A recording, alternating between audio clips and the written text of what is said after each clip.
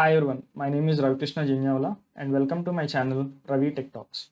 Please do subscribe to get notifications. Let us start our course Microsoft Azure IoT. We are going to be looking at registering an IoT device in Azure IoT Hub.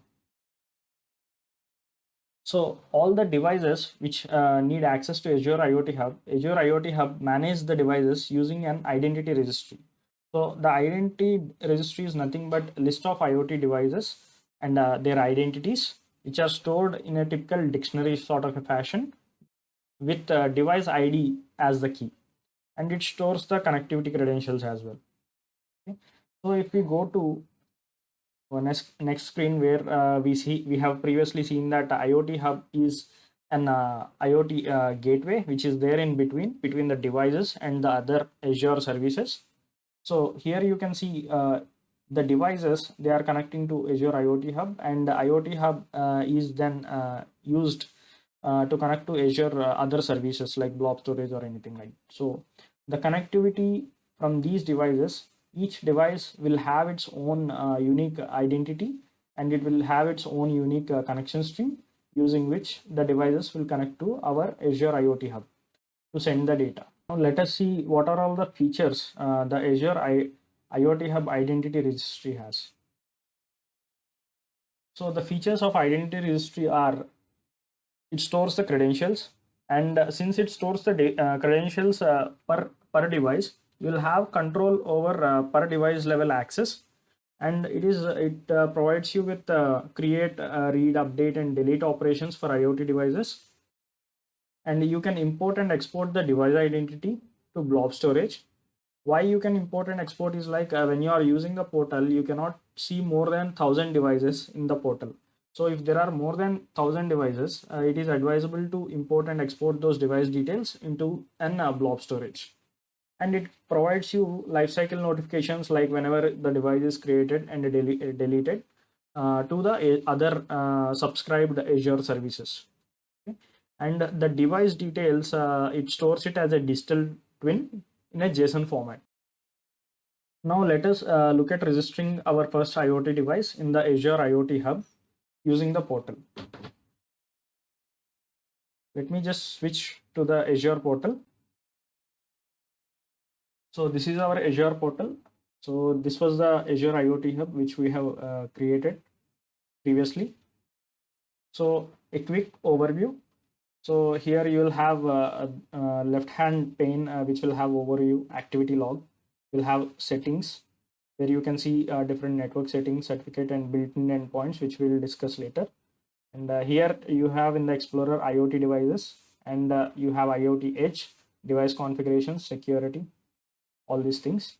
And if you see the overview pane, you can see the resource group in which the IoT Hub is there, the status of it, the current location, the subscription, and the pricing and scaling tier, and what's the host name.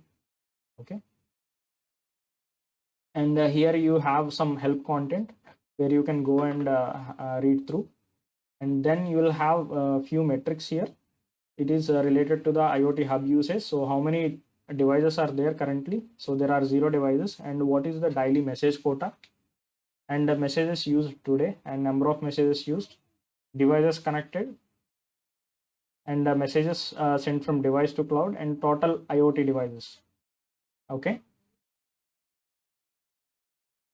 Now let us go to the IoT devices.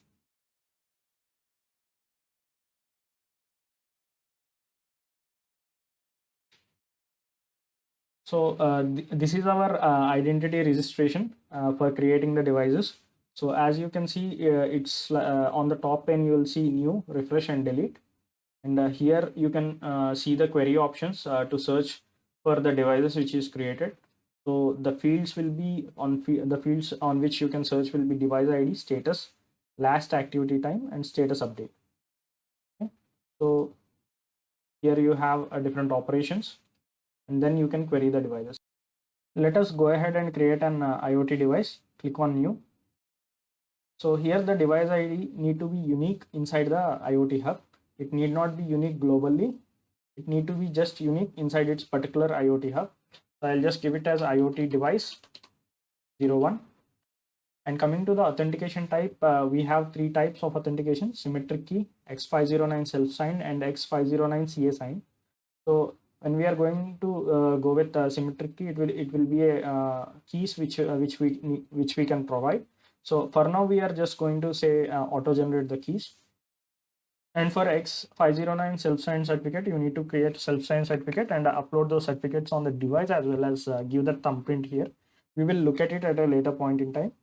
And coming to X509 CA certificate, you need to have a root certificate, which is on the IoT hub level, and you need to have a leaf certificate on the device level. So we will also look at that at a later point in time. For now, we will go with symmetric key, and we will leave it as auto generate keys, and connect this device to an IoT hub. Yes, we will enable it. And if you have any other IoT hub as a parent, if you want to create a device in a hierarchy, then you can go and select a parent for the device. As of now, we don't have any parent, so let us just go and create this IoT device. So now our IoT device got created. Here you can see the device ID, enable SAS token. Okay.